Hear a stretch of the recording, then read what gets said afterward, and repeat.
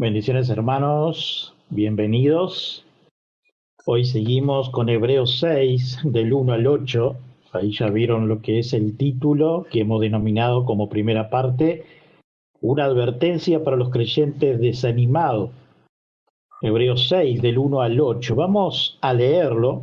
Les invito a que abra su Biblia si así lo desea, o escuchar el audio del siguiente. Creo que somos privilegiados porque podemos estar en este tiempo muy especialmente dedicado a leer la Biblia.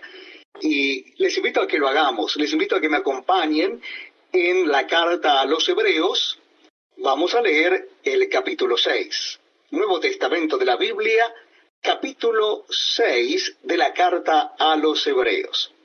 Comenzamos nuestra lectura en el versículo 1.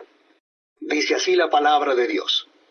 Por tanto, dejando ya los rudimentos de la doctrina de Cristo, vamos adelante a la perfección, no echando otra vez el fundamento del arrepentimiento de obras muertas, de la fe en Dios, de la doctrina de bautismos, de la imposición de manos, de la resurrección de los muertos y del juicio eterno. Y esto haremos, si Dios en verdad lo permite, porque es imposible que los que una vez fueron iluminados y gustaron del don celestial y fueron hechos partícipes del Espíritu Santo, y asimismo gustaron de la buena palabra de Dios y los poderes del siglo venidero, y recayeron, sean otra vez renovados para arrepentimiento, crucificando de nuevo para sí mismos al Hijo de Dios y exponiéndole a vituperio. Porque la tierra que bebe la lluvia que muchas veces cae sobre ella y produce hierba provechosa a aquellos por los cuales es labrada, recibe bendición de Dios. Pero la que produce espinos y abrojos es reprobada. Está próxima a ser maldecida y su fin es el ser quemada. Pero en cuanto a vosotros, oh amados... Hasta aquí el texto. Vamos a pedir a nuestro amigo y pastor Gustavo que esté orando para comenzar el desarrollo de este estudio. Muy bien, amados hermanos, oremos al Señor. Padre Santo, gracias. Gracias por este privilegio que tenemos una vez más de estar, Señor, en comunión contigo, los hermanos, para aprender más de tu bendita palabra. Permite, Señor, que tu Santo Espíritu, a través de tu palabra, nos ministre. Nos permitas, Señor, crecer en la vida espiritual y ser útiles para tu honra y gloria y por los méritos de Cristo. Amén. Amén, muchas gracias. Hemos leído Hebreos 6 del 1 al 8. Y vamos a ver el primer versículo. Dice, por tanto, dejando ya los rudimentos de la doctrina, vamos adelante a la perfección, así lo dice el escritor o el autor de los Hebreos, que nos rezonga en este inicio de versículo que hemos ya nombrado, donde continúa con una de sus advertencias a todos los lectores de cada época, incluyendo nosotros. Teleiotes del griego no implica un conocimiento completo, sino una cierta madurez en la fe cristiana, dice Berkeley.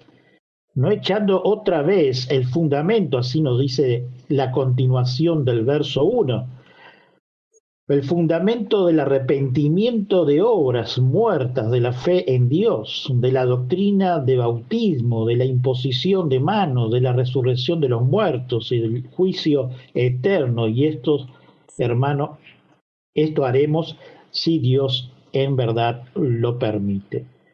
Cuando consideramos los rudimentos, uno por uno, es notable lo poco que hay en la lista que sea distintivo del cristianismo, ya que prácticamente cada elemento que sea distintivo del mismo en una comunidad judía bastante ortodoxa, cada uno de ellos de hecho adquiere un nuevo significado en un contexto cristiano, dice Bruce. Pero la impresión que tenemos es que las creencias y prácticas judías existen, se utilizan como base sobre la cual construyen la verdad cristiana. Es profundamente significativa observar cuán poco de cristiano hay en esta declaración, El arrepentimiento, la fe, la resurrección y el juicio eran ciertamente judíos, y por eso la referencia de la misma parece ser el fundamento judío, y se les insta a evitar estas cosas elementales que deben dejar en forma de algo más elevado y más rico.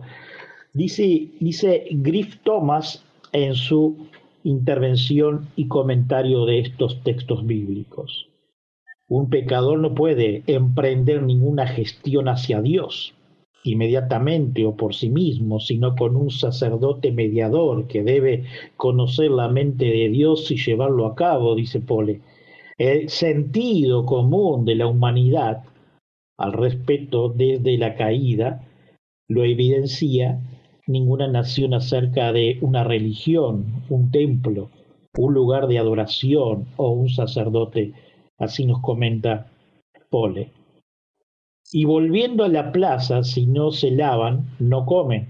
Y otras muchas cosas hay que tomaron para guardar, como los lavamientos de los vasos de beber y de los jarros y de los utensilios de metal y de los lechos. Así nos dice Marcos 7:4, y el verso 8 leemos también como referencia, nos dice el comentarista Pole, porque dejan el mandamiento de Dios, os aferráis a las tradiciones de los hombres, los lavamientos de los jarros y de los vasos de beber, y hacéis otras muchas cosas semejantes.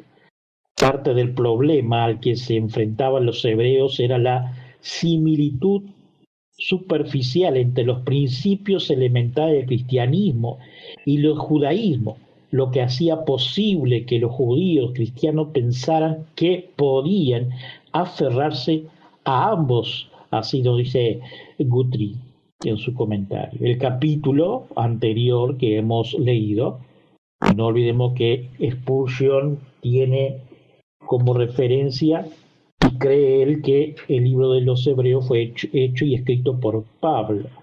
Y dice, y Pablo estaba escribiendo a algunos que deberían haber sido maestros, pero que aún necesitaban que se le enseñaran los primeros principios del Evangelio, el ABC. Eran tan pequeños en la gracia que necesitaban la leche de la palabra, los elementos más simples de la verdad del Evangelio, y no la carne fuerte de la solidez doctrinal. El apóstol, sin embargo, dice Spurgeon, desea que los creyentes hebreos comprendan la doctrina más sublime del Evangelio, las buenas nuevas, así sean como hombres mayores de edad que pueden comer carne fuerte. En este capítulo los exhorta a que busquen alcanzablemente este estándar. Los rudimentos, las verdades elementales. Pasemos de la escuela a la universidad, acabemos con nuestros primeros libros de ortografía y avancemos hacia los clásicos superiores del reino. Asegurémonos, dice Spurgeon, de que el fundamento esté puesto, pero no contengamos que volvamos a ponerlos continuamente. Sigamos creyendo y arrepintiéndonos, como lo hemos hecho, pero no tengamos que empezar a creer y empezar a arrepentirnos y vayamos algo más allá de esta etapa de experiencia. Demos esta cosa por sentado, dice Spurgeon, y nunca más discutamos sobre ello, sino poseamos a sus asuntos aún más elevados. Debemos seguir avanzando. No existe tal cosa en la vida cristiana como quedarse quieto y nos atrevemos a dar marcha atrás, dice Spurgeon. Y al margen de esto, hay grupos, que usted capaz le vengan a la cabeza, grupos evangélicos que siempre están recordando sus pecados anteriores y pidiendo perdón de hace años atrás. Esto es como un ejemplo de lo que también Spurgeon dice. El autor de los Hebreos está seguro de que el progreso es necesario en la vida cristiana. Ningún maestro llegaría a nada si no hiciera más que empezar por el principio y otra vez cuando se pusieron a enseñar, dice Berkeley. El autor de Hebreos dice que sus alumnos deben de proseguir adelante hacia lo que él llama teloites. La versión de Reina Valera traduce esta palabra por perfección, pero teleios, el adjetivo y las demás palabras de la misma familia tienen un sentido técnico. Pitágoras dividía a sus alumnos en hoy matanontes, lo que estaban aprendiendo, y hoy teloi, dice los mayores. Filón dividía a los alumnos en tres clases diferentes. Hoy arjomeno, los principiantes, hoy procoptontes, los que estaban avanzados, y hoy teloimeinon, los que están empezando a alcanzar la mayoría de edad, decía Filón. Teloites no implica un conocimiento completo en esta palabra griega, sino una cierta mayoría de edad en la fe cristiana. El autor de Hebreos, dice Berkeley, quiere decir dos cosas por mayoría de edad. Primero, algo que tiene que ver con la mente. Quiere decir que conforme una persona va avanzando en la edad, debe pensar las cosas como sí misma. Por ejemplo, debe ser capaz de decir mejor quien cree que es Jesús. Debe tener una comprensión más profunda, no solo de los hechos, sino también del significado de la fe cristiana. Segundo, algo que tiene que ver con la vida misma, dice Berkeley. Conforme uno se va haciendo mayor, debe haber más y más reflejo de Cristo en él, en su personalidad, en su acción. Tiene que estar desembarazado de todo el tiempo de viejas faltas y adquirir nuevas virtudes. Deben amanecer cada día en su vida una nueva serenidad y una nueva nobleza, como dice la oración de una mujer del siglo XVII, de fuente desconocida. Señor, tú sabes mejor que yo que me voy haciendo mayor y algunos días seré vieja.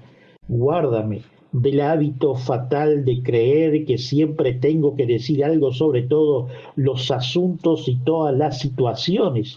Líbrame de empañarme y en arreglarme la vida a los demás. Hazme reflexionar, pero no mentir, dispuesta a ayudar, pero no a mangotear, con una arsenal de sabiduría como el mío. Parece una lástima no usarlo todo, pero tú sabes, Señor, que quiero conservar algunos amigos hasta el final. Así dice el ejemplo de Berkeley, y sigue: mantén mi mente libre de recital, de detalle interpretativo, dame alas para ir derecho al grano, sella mis labios a mis angustias y dolores, crece como y el desplegar le ha resultado a una capaz vez más dulce con el paso de los años. No me atrevo a pedir la gracia suficiente para escuchar con interés las historias de los malos de los demás, pero ayúdame a soportar con paciencia. No me atrevo a pedir mejor memoria, pero sí una humildad creciente y no tanta seguridad cuanto mis recuerdo parece estar con aflicciones con los que otros enseñan la gloria lección de que a lo mejor estoy equivocada, dice el ejemplo de Berkeley. Manténme razonablemente dulce. No quiero ser una santa, con algunos de ellos no se podía vivir, pero con una vieja gruñona es una de las más logradas obras maestras del diablo. Dame la capacidad, Señor, de descubrir cosas buenas en lugares inesperados y totalmente en personas insospechadas. Y dame, Señor, la gracia de decidir. Así termina la mujer que pone como ejemplo Berkeley en este comentario. Uno no se puede parar en la vida cristiana. Se dice de Growen que tenía su Biblia de bolsillo, un lema en latín, pero lo leemos en español: el que deja de ser mejor, deja de ser bueno. Este pasaje nos permite ver que era lo que la iglesia primitiva consideraba el cristianismo básico, allí en Hebreos capítulo 6, verso 1 al 4, dice Berkeley. Primero está el arrepentimiento de las obras muertas. La vida cristiana empieza por el arrepentimiento, y el arrepentimiento, metanoia, es literalmente un camino de mentalidad. Conlleva una nueva actitud para con Dios, la gente, la vida y el yo. es un arrepentimiento de obras muertas. ¿Qué entiende el autor de Hebreos por esta extraña frase? Hay muchas cosas que pueden que quiera decir, todas relevantes y sugestivas. Puede que las obras muertas sean acciones que trae a la muerte, dice Berkeley. Puede que sean las acciones inmorales, egoístas, impías, desamadas, sucias, que conducen a la muerte. B, puede que sean obras que contaminan. Para un judío lo que más contaminaba era tocar un cuerpo muerto. El hacerlo le dejaba a uno en estado de impureza ritual, y la impiedad, el acceso al culto hasta que se purificara. Las obras muertas puede que sean las que contaminen el carácter y la separación con Dios, dice Berkeley. C, puede que sea obra que no tiene ninguna relación con el carácter.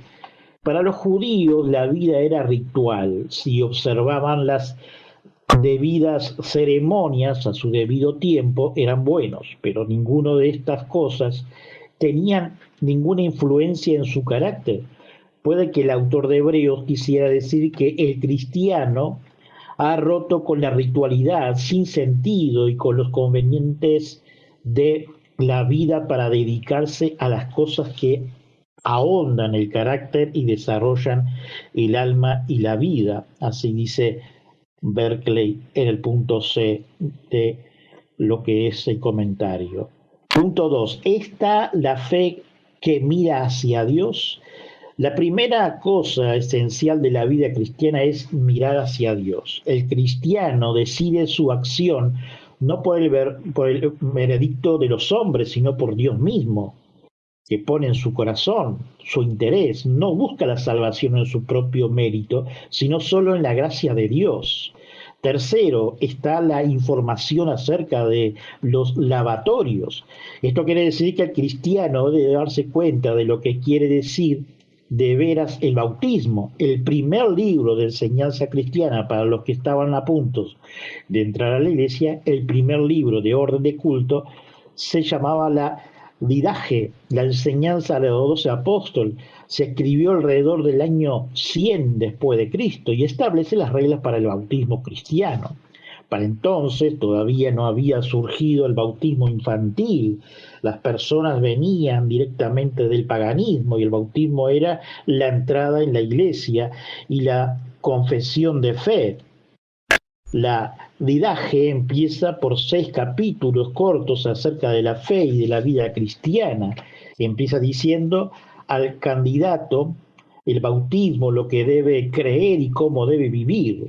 Y luego, a partir del capítulo 7, prosigue por lo que se refiere al bautismo. Bautizarás de la siguiente manera: cuando haya instruido al candidato sobre todas estas cosas, bautícele en el nombre del Padre, del Hijo y del Espíritu Santo, en agua corriente. Si no dispone de agua corriente, bautízalo en cualquier clase de agua. Si no le pudiera bautizar en agua fría, usala caliente. Si no puede obtener ninguno de los dos, derrame agua 3 veces sobre la cabeza del candidato en el nombre del Padre, del Hijo y del Espíritu Santo.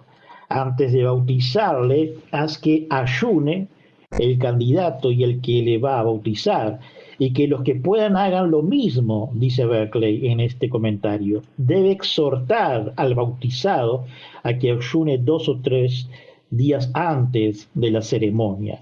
Esto es interesante, dice Berkeley. Demuestra que el bautismo de la iglesia primitiva era, si se podía, por inmersión total.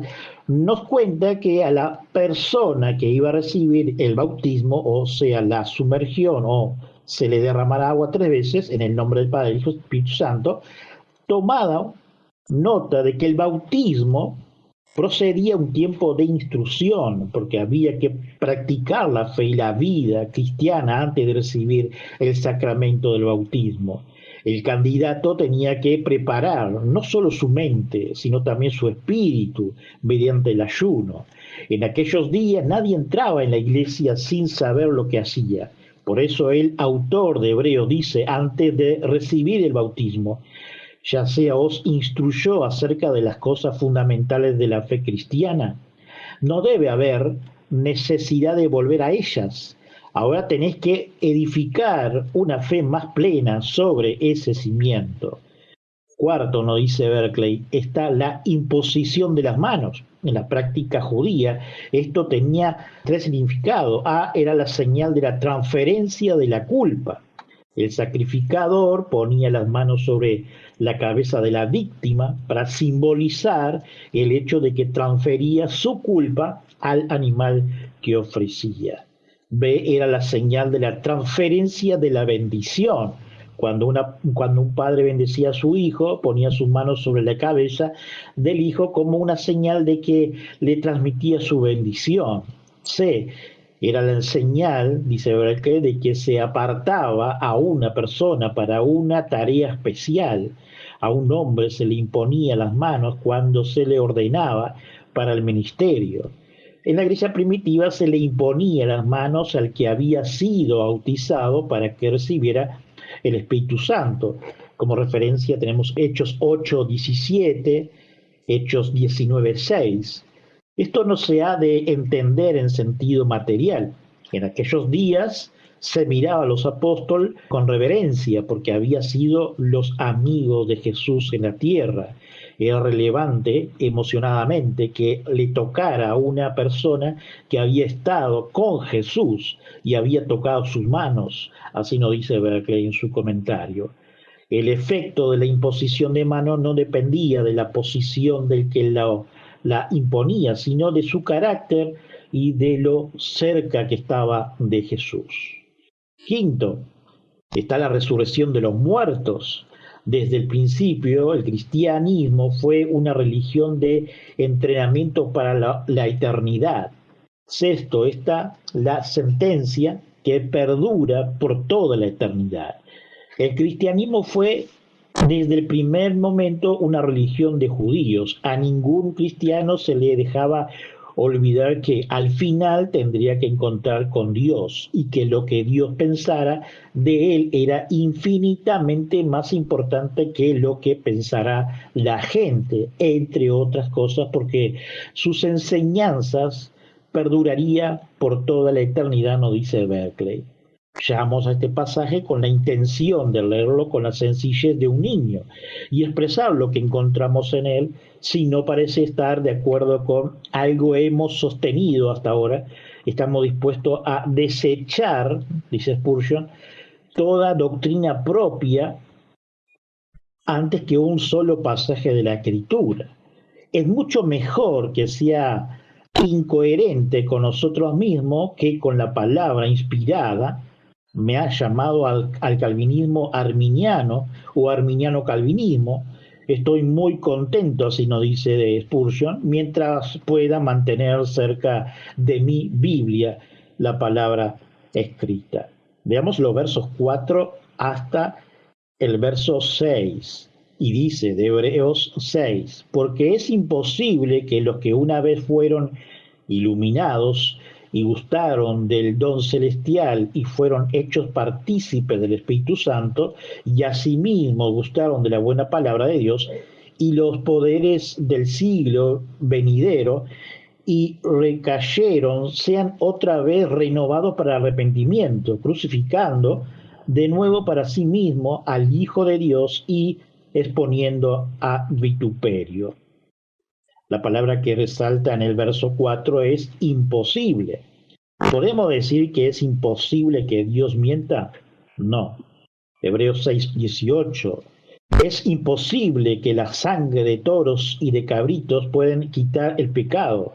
Solo Dios lo puede hacer. Hebreos 10:4. Es imposible agradar a Dios sin fe.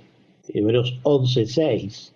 Los versículos que hemos visto a un cristiano que no solo era de esa época, sino de nuestro tiempo también, un cristiano referente, como nos dice, y leemos nuevamente, porque es imposible que los que una vez fueron iluminados y gustaron del don celestial y fueron hechos partícipes del Espíritu Santo, y asimismo gustaron de las buenas palabras de Dios y los poderes del siglo venidero, y recayeron, sean otra vez renovados para arrepentimiento y crucificados de nuevo para sí mismo al Hijo de Dios y exponiéndole a vituperio.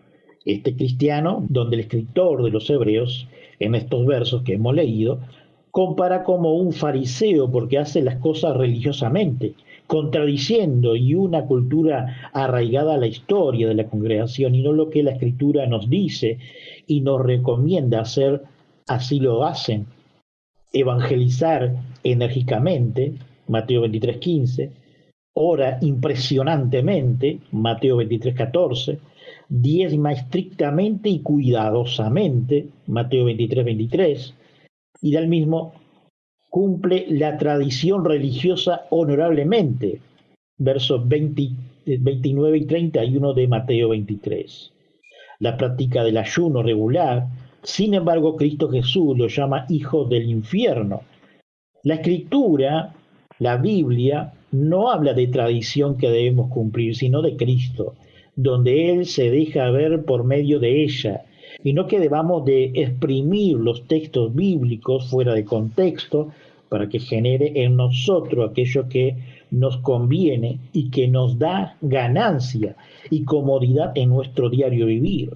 La Escritura es como el alfarero, saca las imperfecciones en el barro, en su moldear para crear el jarrón, para que quede de la forma que es y que sea perfecto a la mirada de Dios, quien es nuestro alfarero, para que luego sea un utensilio útil para lo que fue hecho.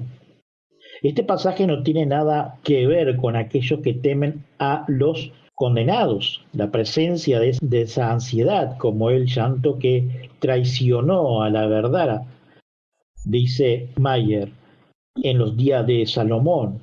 Establece más allá de toda duda que usted no es alguien que se ha apartado más allá de la posibilidad de renovarse en los arrepentimientos, dice Mayer en su comentario.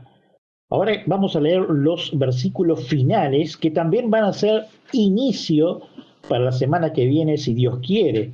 Versos 7 y 8. Porque la tierra que bebe la lluvia, que muchas veces cae sobre ella y produce hierba, provechosa aquellos por la cual es labrada, recibe bendiciones de Dios. Pero la que produce espinos y abrojos es reprobada, está próxima a ser maldecida y su fin es el ser quemada. Tenga en cuenta que Pablo, el apóstol, no dice si cayeron, pero sí se apartaron. Si la religión que profesaban dejaban de ser poder sobre ellos, dice Spurgeon, entonces será imposible. Si todos los procesos de la gracia fallan en el caso de algún profesor, ¿qué se debe hacer con ellos? Si la gracia de Dios no les permite vencer al mundo, si la sangre de Cristo no los limpia del pecado, ¿qué más se puede hacer? Dice Spurgeon. Sobre esta suposición, Dios ha probado la máxima y ha fallado.